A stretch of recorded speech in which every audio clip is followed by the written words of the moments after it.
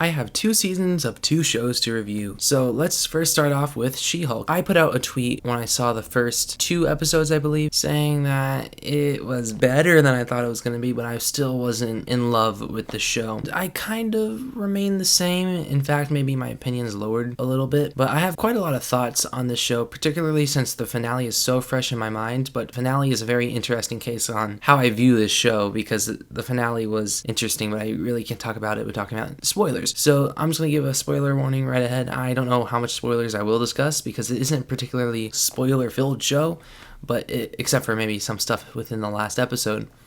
But you know, if you were watching this review, you've most likely seen the whole entire show by now. But I'm going to go this episode by episode because this show is very episodic. That was kind of to a benefit and kind of to a fault at the same time. What I mean by a benefit is that there were like 2 or 3 good episodes of the show, and the rest I thought ranged from forgettable to bad. There was only 1 episode in the show I genuinely disliked, and I believe that was, I have the Disney Plus list right here. The only episode of the show I genuinely disliked was episode 7. It felt like a huge waste of time, and in fact episodes 5, 6, and 7 all felt like complete filler with tags at the beginning and end of each episode that kind of loosely threaded a plot together.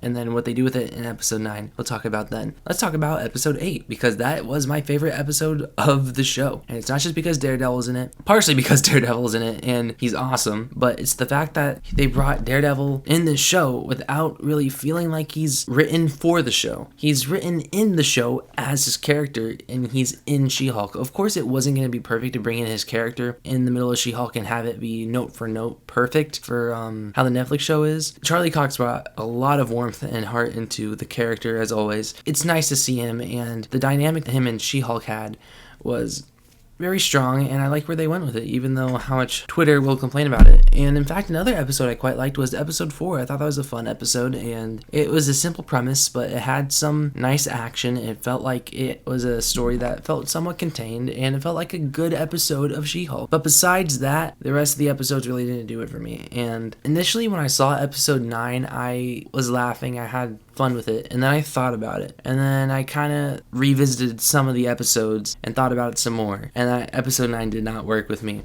Episode 9 was one of the laziest patch jobs I've ever seen in my life, but it's one of the most interesting patch jobs I've ever seen. What I mean by lazy, they went the route of, you can tell that they did not know how to end this show. You can tell that they kind of knew maybe, well, I don't know, because it's so patched up. It's hard to unpack what exactly happened in this last episode behind the scenes. I don't think there's any way for that this last episode went exactly as it was written initially. Obviously, if you've seen it, She-Hulk herself breaks out of Disney Plus and travels into the real world to talk to Kevin.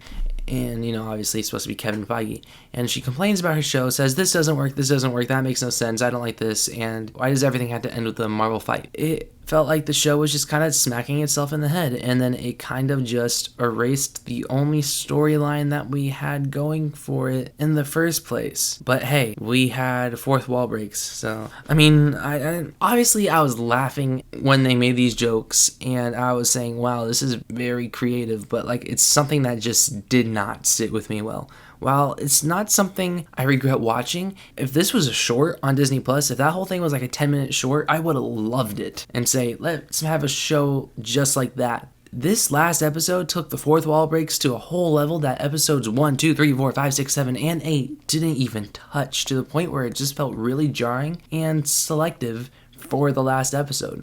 So that's where it just kind of feels like a lazy patch job to me. Because I felt like they shot an ending, either the VFX artist were telling them, we can't do this in time to make it look that good, or they reshot it and realized it wouldn't work, and then they just went with this.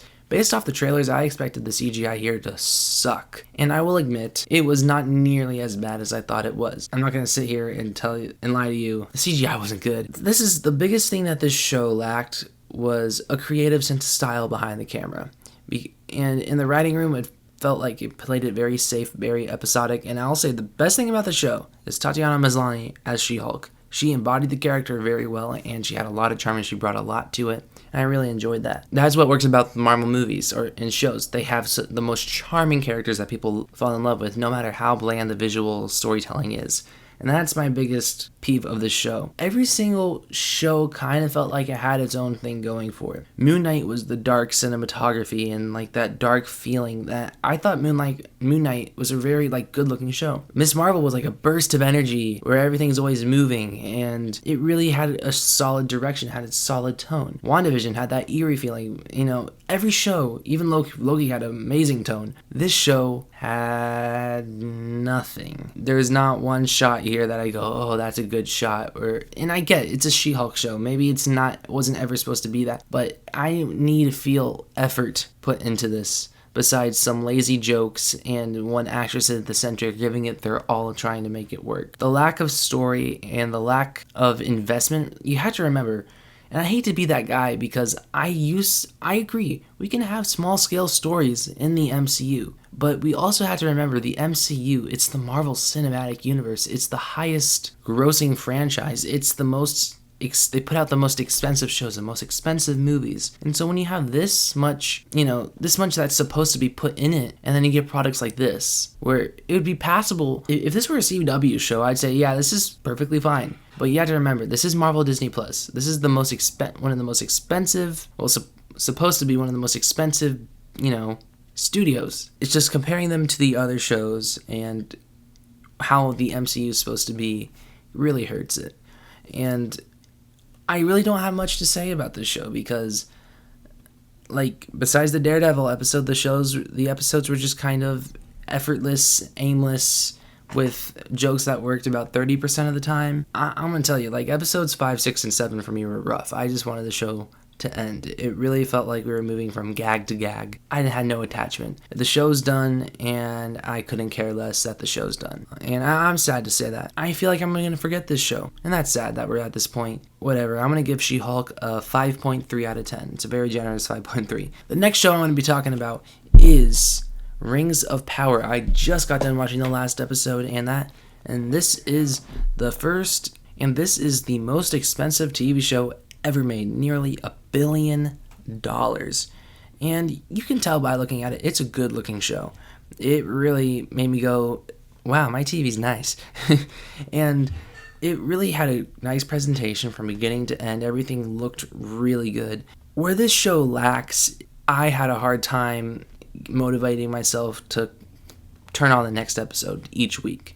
Because this show moves kind of slow, and I don't love slow-moving shows like this. It's a personal thing. I can't get through Game of Thrones. It's just, I can't do it. And I don't want to sit here and say I don't like slow stuff because some of my favorite movies of all time are slow burns that are 3.5 hours. It's just TV shows. It's a different feel for me. That's why I do movie reviews, not TV show reviews as much, unless if it's a Marvel show or a big budget Lord of the Rings show that's on Amazon Prime. This show had a lot of storylines going. The season managed to get me a little invested in each one of them. I just wish there was one singular storyline or one singular character that I just latched onto. And by the time that the last episode was wrapping up some of the storylines, I just remember thinking, oh, okay, that's sweet. Where it felt like it could have been one really big gut punch moment because the actors were giving it their all and the scene was really well done. Even though this is 8 hour plus long episodes, I didn't feel that connection to the characters. And that really bums me out because I don't know exactly what the show did wrong to make me not feel attached. I just didn't feel attached. I was definitely attached to the amazing art that was presented to me through the lens. From a character and writing perspective, the show didn't click with me as much. There is one really phenomenal episode of the show, and I believe that is episode 6, I believe. Episode 6 was great, and I'm not saying it, because it's just the most action-packed. It was great at tension building. It made me thrilled. It made me feel something compared to the other episodes. The show rather got on a rough foot for me, where I watched the first couple of episodes and I just didn't know what to think. I felt like I was thrown into a middle of a story. Well, I will admit, the further the show went, the more invested I did get, but that investment that I did get wasn't very much at all. Kind of had to be careful. I couldn't turn it on too late because I knew I was going to fall asleep. And that doesn't happen to me very much. At the end of the day, it's also a very, very well-made show. There are a couple story beats that I was, on board with. There was a couple of characters that I did really like. And the internet discourse to the show has been completely inappropriate and sour.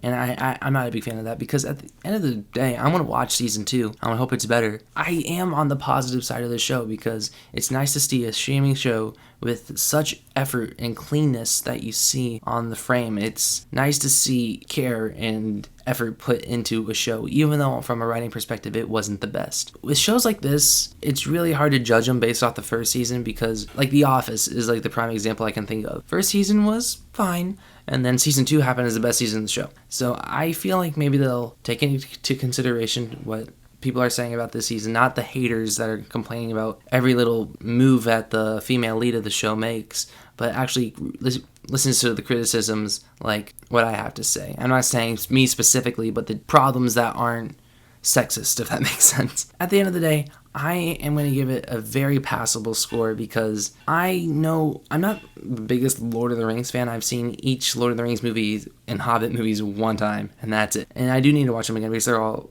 except for like 1 or 2 of the Hobbit movies, they're all very, very good. Yeah, I'm going to give Rings of Power a 7.4 out of 10. Like I said, pretty good. From a filmmaking perspective, it's phenomenal, but from a story perspective, I had a little motivation. I wasn't necessarily bored. I was just saying, okay, come on. I was always dazzled with the eye candy that this show brought. Anyways, those are my reviews for She-Hulk and Rings of Power. Comment down below what you guys thought of these 2 shows. Like, share, subscribe, and stuff like that. And adios.